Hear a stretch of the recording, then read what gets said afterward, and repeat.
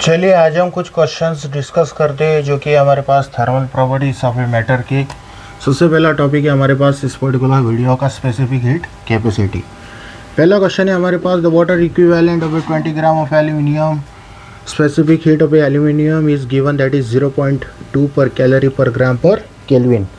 Specific heat 0.2 है, इसका मतलब क्या है, 1 डिग्री सेल्सियस 1 ग्राम का 1 डिग्री सेल्सियस इंक्रीज करने के लिए हमें 0.2 कैलोरी देना पड़ता है।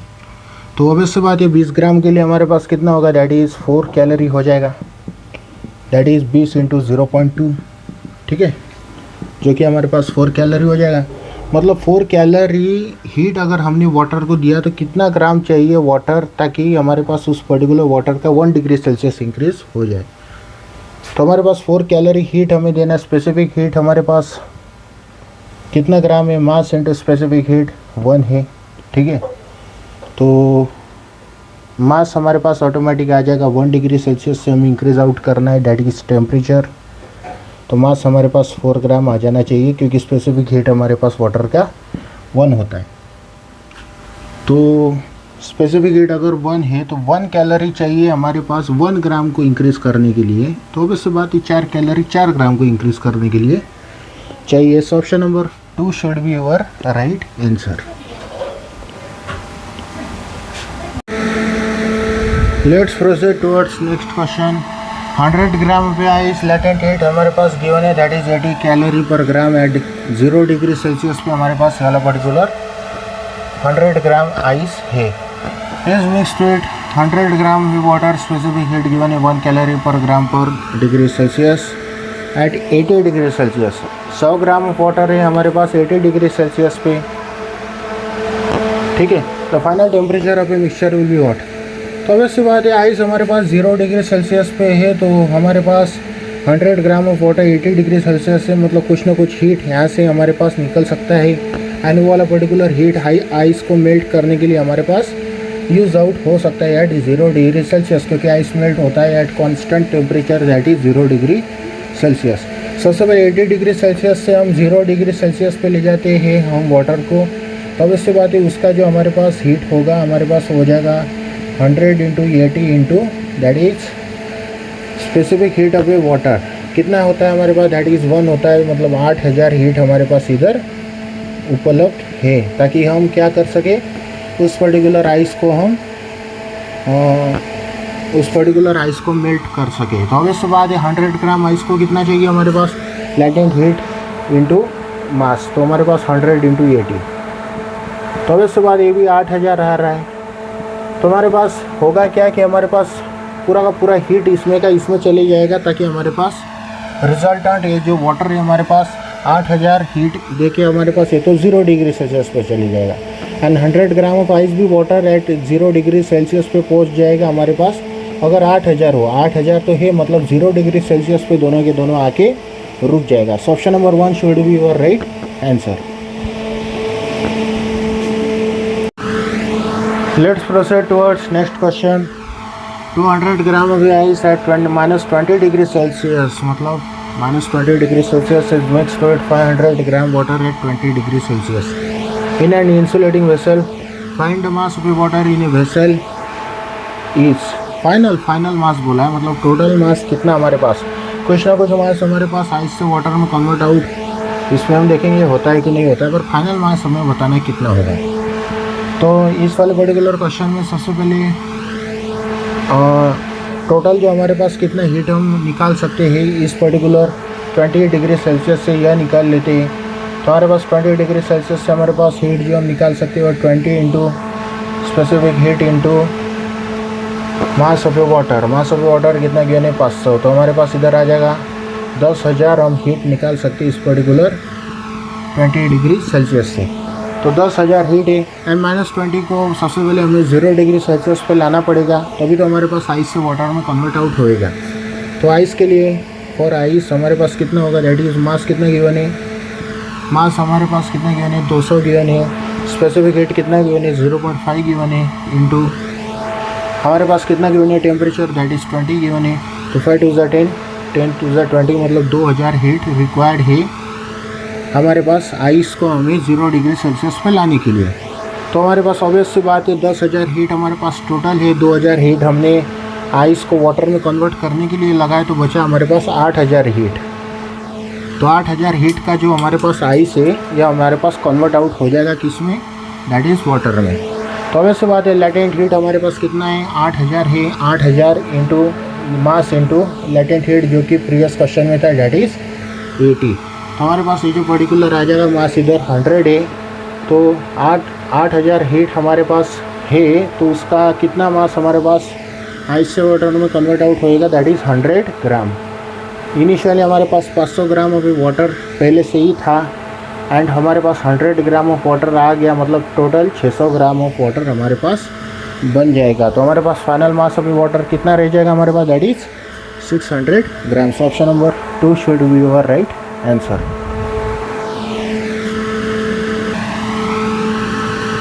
नेक्स्ट क्वेश्चन है हमारे पास, जो thermal capacity of 100 gram of aluminium is what. तो स्पेसिफिक हीट गिवन है हमारे पास, दैट इज़ 0.2, मतलब 1 ग्राम एल्यूमिनियम के लिए हमारे पास 1 डिग्री सेल्सियस इंक्रीज़ करने के लिए हमें 0.2 कैलोरी हीट देना पड़ता है। तो 100 ग्राम ऑफ एल्यूमिनियम के लिए हमारे पास कितना हीट दे कि हमारे पास 1 डिग्री सेल्सियस इंक्रीज़ हो जाए, इसे बोलते हैं हम थर्मल कैपेसिटी। तो थर्मल कैपेसिटी हमारे पास कितना हो जाएगा, थर्मल कैपेसिटी हमारे पास हो जाएगा, दैट इज़ हमारे पास मास कितना गिवन है into specific heat, that is 0.2। तो हमारे पास इधर आ जाएगा, दैट इज़ 20 आ जाएगा हमारे पास answer.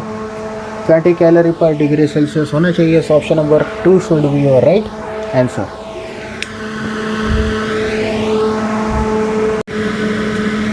Let's proceed towards next question, what is the dimensional formula for thermal resistance.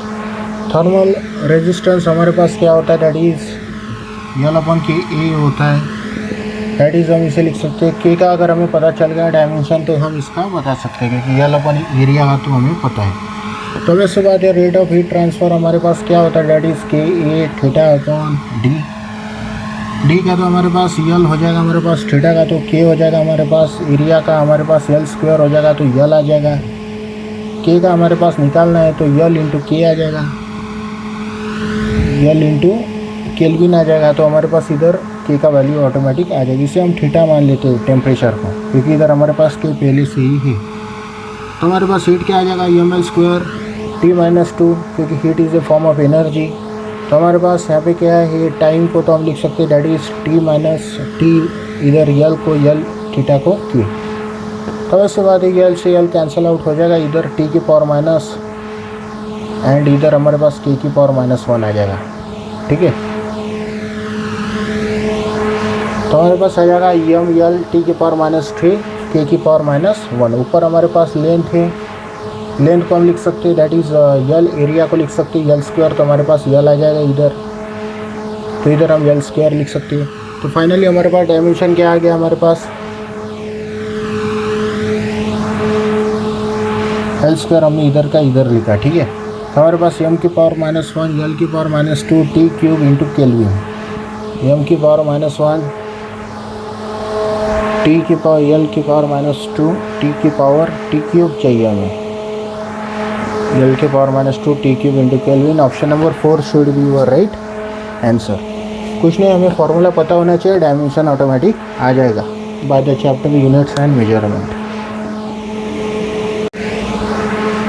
अगला क्वेश्चन है हमारे पास, which of the following factors affect thermal conductivity of a rod. Thermal conductivity हमारे पास मटेरियल का property होता है, ना ही एरिया पर डिपेंड करता है, ना ही लेंथ पर डिपेंड करता है। ये वाला पर्टिकुलर मटेरियल का प्रॉपर्टी है, तो सिर्फ हमारे पास मटेरियल ऑफ रॉड पे डिपेंड करेगा। So option number 3 should be your right answer. Next question है हमारे पास, two end of a rod of a non uniform area of a cross section are maintained at a temperature T1 and T2, T1 is greater than T2।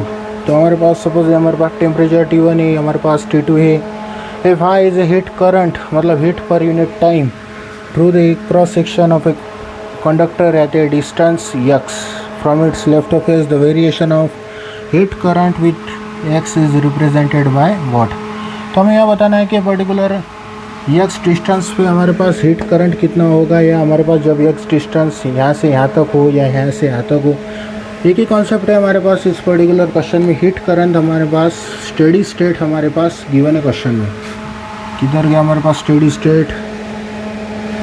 Area are maintained at temperature T1 are sure in figure through the cross section then the variation of is represented by। यहाँ पे तो steady state हमारे पास होना चाहिए question में।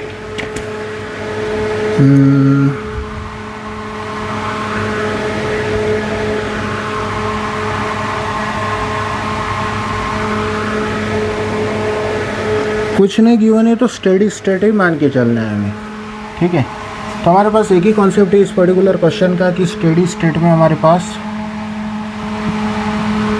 Rate of heat current, हमारे पास rate of heat transfer constant होता है, रेट इक्वल टू कांस्टेंट।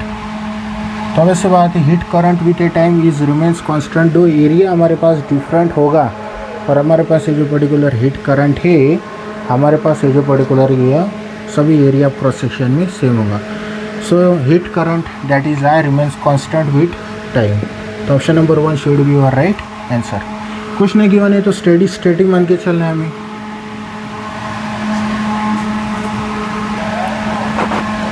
अगला क्वेश्चन है हमारे पास 4 rods of the same material with a different radii and length L are used to connect 2 reservoir of a heat at a different temperature which will conduct a maximum heat। हमारे पास 2 reservoir है, यहाँ से हमारे पास rod 4 different type की rod हमने connect कर लिया है। तो इसका जो रेट ऑफ हीट ट्रांसफ़र है हमारे पास एक K A delta T delta theta upon L होता है, वेर हमारे पास के इंटू एरिया इंटू यल होता है। सही बात है। Area is directly proportional to R square. तो आर स्क्वायर अपन यल के जो प्रोपोर्शनल होगा हमारे पास, मतलब जिसका आर स्क्वायर अपन यल का वैल्यू हमारे पास ज़्यादा होगा उसको वही हमारे पास मैक्सिमम हीट हमारे पास ट्रांसफ़र करेगा। इसका आर स्क्वायर अपन यल आ जाएगा हमारे पास, दैट इज़ 1 स्क्वायर अपन 1, इसका 1 स्क्वायर अपन हाफ। तो हमारे पास ये ज़्यादा नहीं होगा क्योंकि यहाँ पे 2 गिवन है, इधर हाफ गिवन है। इसका आर स्क्वायर हमारे पास 4 स्क्वायर 2 स्क्वायर 4 अपन यल कितना हाफ है, मतलब ये 8 सेंटीमीटर, मतलब ये मैक्सिमम वैल्यू आ रहा है। तो option number 4 should be your right answer. अगला क्वेश्चन है हमारे पास 2 wall of a thickness D1 and D2 thermal conductivity K1 and K2 are in contact in a steady state. यह वर्ड हमारे पास बड़ा इंपॉर्टेंट रोल प्ले करता है।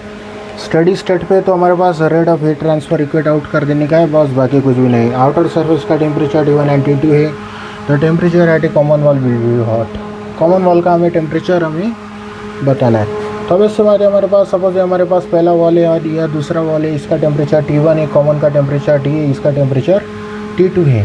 एंड हम मान लेते हैं कि हमारे पास T1 ज़्यादा है दैन T2, तो हम इधर हम लिखेंगे पहले equation rate of heat transfer को इक्वेट आउट कर देने का है।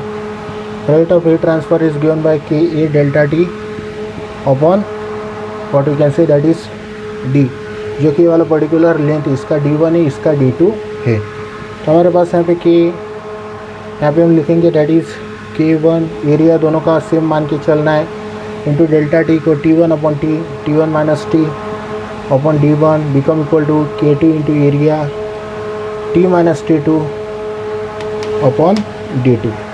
इसे सॉल्व आउट कर लेने का option number 2 should be your right answer. मैंने चेकआउट किया बुक में से, तो हमारे पास सेकंड आंसर आ रहा है। कुछ नहीं की कॉन्सेप्ट है K1 है T1 minus T upon D1 equal to K2 है T minus T2 upon D2। कुछ नहीं, रेट ऑफ हीट ट्रांसफ़र को हम इक्वेट आउट कर देने का है, क्योंकि इसका तो हमारे पास हीट ट्रांसफ़र इक्वेट आउट कर देंगे तो अब इससे बात है यहाँ का हमारे पास कॉमन टेम्परेचर आ जाएगा।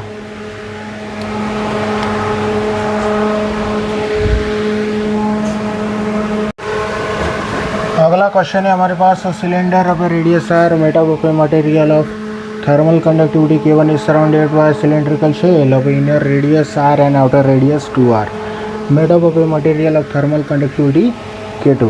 तो हमारे पास यहाँ पे हमारे पास एक पर्टिकुलर सिलेंडर है, इसका हमारे पास क्या मटेरियल K1 है, इसके बाहर हमारे पास एक हमारे पास सिलेंडर है, इसके ऊपर हमने रखा है, तो इसका थर्मल कंडक्टिविटी है K2।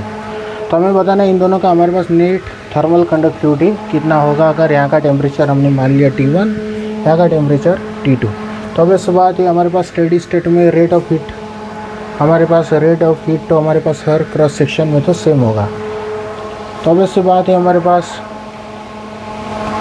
इस पर्टिकुलर क्वेश्चन में हमारे पास एक कॉन्सेप्ट हमें लगाना है, हमें दो सिलेंडर है जो है हमारे पास पैरेलल कॉम्बिनेशन में नज़र आ रहे हैं। तो अब इसके बाद इन दोनों का हम R resultant 1/R resultant, R stands for resistance, तो R effective become equal to 1/R1 plus 1/R2 and R हमें पता है होता है क्या है, L/KA होता है।